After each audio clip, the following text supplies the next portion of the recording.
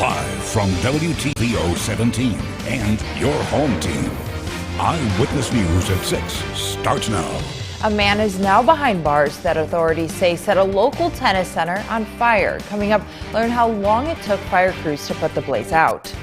Steals Deals now returns. Hear from some residents waiting in lines and what they have to say about the return process in the middle of the pandemic.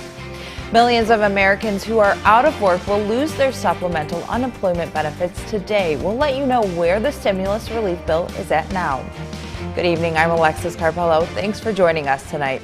Authorities arrest a man they say started the blaze that destroyed the Forest City Tennis Club on Christmas evening. Jacob Wilson is now behind bars at the Winnebago County Justice Center. He's facing criminal damage to property and criminal trespassing charges. Officials say the fire happened around 10:45. Now take a look at these flames. It took crews 7 hours to put it out. They say this was due to the cold temperatures and the size of the building. The building now will be demolished. However, no one was injured and the center was vacant at the time. The City of Beloit Police Department say multiple vehicles were stolen overnight as drivers were waiting for their cars to warm up. An SUV was stolen right in front of a home on Bayless Avenue, and hours later, a truck was stolen from Cleveland Street. Police did find these vehicles, but they say this becomes a common trend as temperatures drop in the state line. However, officials say there are a few ways to avoid this happening to you. What we tell people typically is if you don't have a remote start is to, if you're going to do this, is lock a key in the car and keep a set with you. We have, in many, many years, haven't seen one where they broke the car window in order to steal it. If you can, investing in an auto start option for your vehicle is also suggested by police. Gifts are finally unwrapped, but not each one is a keeper. Our Ari Bruckman shares what the return process has been like so far for many consumers in the state line. It was very smooth, very easy. Everything was great about it. Avoiding long lines has been the approach many consumers took this giving season. But now, stores are preparing for customers to be lining up with returns. Angela Elder was one of many shoppers patiently waiting to make her return this morning. My experience with Kohl's has been pretty positive so far. They've been doing their job of keeping everybody socially distanced, and so I've shopped here a couple times during the holiday season, so they've been doing a pretty good job. It's pretty likely that a gift from Amazon was under many trees this year. That's why Kohl's partnered with the online retailer to use their stores for exchanges. Holiday shoppers say they're hoping returns can be this easy every year. It was really efficient. It's the best return I've had for Amazon. You just go to the back of the store. It took less than 60 seconds to complete the return. It was amazing. It was easy, fast. It was good. It was excellent. I walked right up, did the return. They'll ship it off, no problem at all. With COVID restrictions limiting occupancy for retail stores in Illinois, at Disc Replay, some customers were unhappy waiting outside. This is horrible. The COVID's messing up a lot of stuff right now because of the fact that on top of this, with the cold coming in and it's going to get even colder, we got to wait out line. The Better Business Bureau shares to make your return process easy. Have your receipt and original packaging and know the store's return policy. In Rockford, for your home team, I'm Ari Bruckman. There's still time to drive through the festival lights at Sinisippi Park this season. Lights switched on about an hour ago and will turn off at 11. That'll be the same for Sunday. New Year's Eve is the final night of the 2020 season. To wrap up the season, lights will also switch on at 5, but will turn off at midnight. Organizers call it the original socially distanced event. And across the street, another state line display is still going to be glowing for a while. You have until January 10th to walk through Nicholas Conservatory's all-aglow light display. Lights are on dusk to dawn, 7 days a week. If you're worried about the weather, organizers say hot chocolate and sweet treats are available. Masks are required, and they ask that the visitors follow the one-way loop through the display and maintain social distance. Illinois health officials report more than 3,000 people test positive for COVID today. That's significantly less than yesterday. 66 more people have died from the virus. 2 were from the state line. As of last night, slightly over 4,000 residents have been hospitalized. 494 patients are using a ventilator. The statewide positivity rate sits at 8.5%. Now here's a look at the averages across Region 1. Region 1 is down from yesterday, now sitting just slightly over 9%. Only 2 counties have seen a jump in their rate. Joe Davies up to 6.4% and Lee at 5.4%. Those are some of the lowest rates in the region. Boone County still remains with the highest average but continues to drop. The county now sits at 12.9%. Winnebago is also down to 9.5%. There still is no sign that the president will sign the $900 billion COVID relief stimulus package passed by Congress. Here's Rachel Scott with the details. The roughly $900 billion stimulus package Congress approved earlier this week is awaiting President Trump's signature. President-elect Joe Biden criticizing his continued refusal to sign the bill, writing, "This abdication of responsibility has devastating consequences." The president has been critical of the bill, which includes aid for struggling Americans and $1.4 trillion in government funding. It really is a disgrace. The president tweeting he has had many calls and meetings demanding Congress increase the amount of the stimulus checks from $600 to $2,000, writing, "Give our people the money." But his own team helped negotiate that bill. Treasury Secretary Steve Mnuchin made this promise earlier this week. People are going to see this money the beginning of next week. Both Democrats and Republicans urging the president to sign the bill. When we finally thought that we'd be able to give people hope, that's what people need, hope. I hope the president looks at this again and reaches that conclusion that the best thing to do is to sign the bill. Supplemental unemployment benefits expire today, and if the president continues to hold off, the government shuts down Monday. The federal moratorium on evictions will end in less than a week. We are facing the very real possibility of tens of millions of people losing their homes this winter during the height of COVID-19. So now the bill is in the president's hands. He could sign it and get relief to the American people, or he could veto it. That would force lawmakers back to Washington to try and override the president. But if he does nothing and just hangs on to the bill for the next several days, it will expire, and then it'll be up to the next Congress to try and do this all over again and get relief to the American people. Rachel Scott, ABC News, Washington.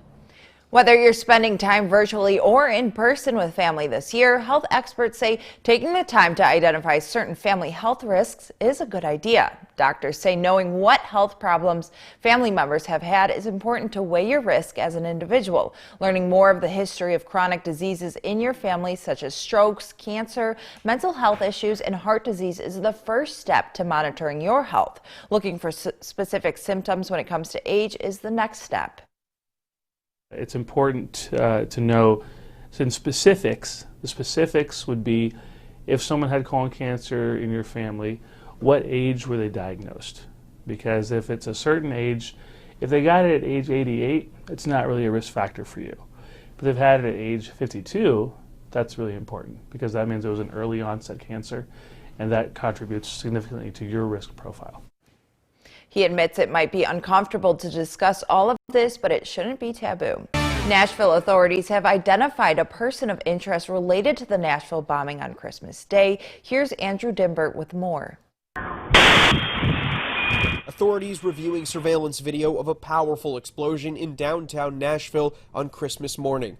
Stay back till we figure out what's going on. The FBI is now in charge of the investigation and is still working to identify the human remains found at the scene. Sources tell ABC News authorities are searching properties associated with Anthony Quinn Warner and are working to determine if he was responsible for the explosion. Our investigative team is turning over every stone to make sure we know as many details as possible to answer the question of who is responsible for this, and also to understand why did they do this. Investigators say just after 1 a.m., this RV was seen parked outside the AT&T building. Hours later, police responded to a call of shots fired. When they approached the RV, they could hear a recording coming from the vehicle, warning people nearby to evacuate. If you can hear this message, evacuate now. At 6:30 a.m., the RV exploded into a fireball, debris and smoke shooting hundreds of feet into the air. Buck McCoy was in his bed when his apartment building shook. All the windows came in from the living room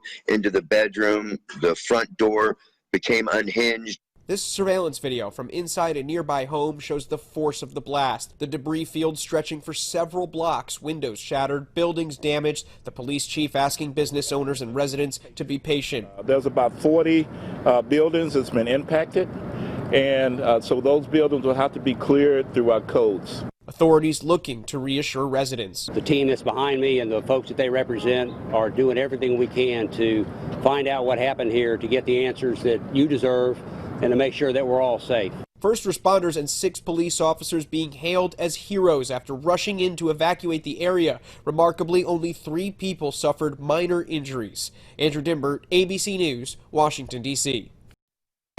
Now your first warned weather forecast with meteorologist Kevin Doom.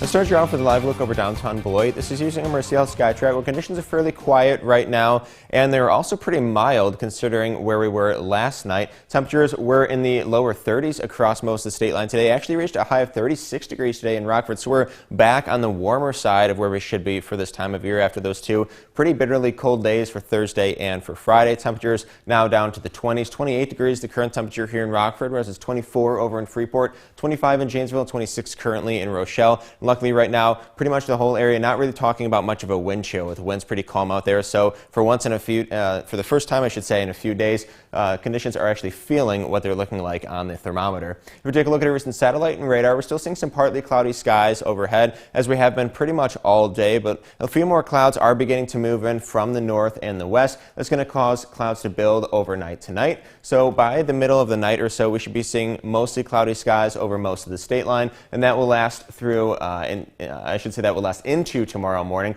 Then by tomorrow afternoon, a system is going to be moving on through, which will bring us a chance for a few flurries both for tomorrow afternoon and lasting into the mid-evening or so. For the latter part of the evening, conditions should be drying out, and then clouds will start to clear up pretty nicely through the night between tomorrow and Monday. And actually, we should be expecting some mostly sunny skies to kick off the work week on Monday with no rain or snow in the forecast. But I do want to talk about a much bigger storm system that is going to be approaching for the middle of next week. So this system going to be approaching from the west. By Tuesday, for the latter part of the day, it's going to start to bring us a good bit of snow to the northwest of the storm center here. As the storm's warm front begins to move over the state line, it's going to transition to a little bit of wintry mix, and then eventually some good rainfall for a good chunk of Wednesday. So pretty much all of the snowfall that we get prior to this rain will then be washed away from the rain, and then also because it's going to be so warm on Wednesday, all that snow should be off the ground. But then as the storm's cold front moves over the state line, we will transition into a little bit of snow once again, not quite as much as we're expecting for the earlier part of this system, however. So let's talk about how much snow we could potentially see. This storm is actually going to be a pretty big snow producer,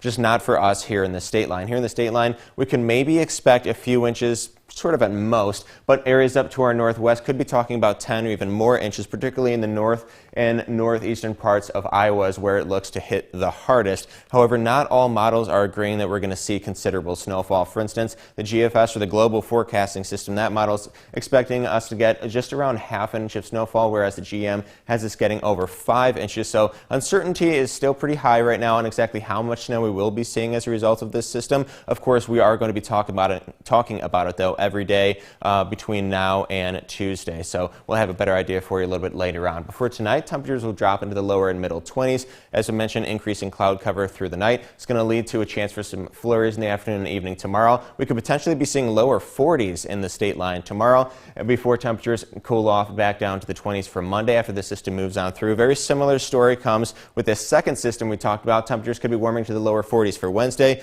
before that cold front moves over, bringing us back down to the 20s for Thursday and for New Year's Day on Friday. All right, thanks, Kevin. David Greenberg is in next with sports. He's got an update on James Robinson and his status ahead of the Jaguars' Week 16 matchup with the Bears tomorrow. That and more right after the break.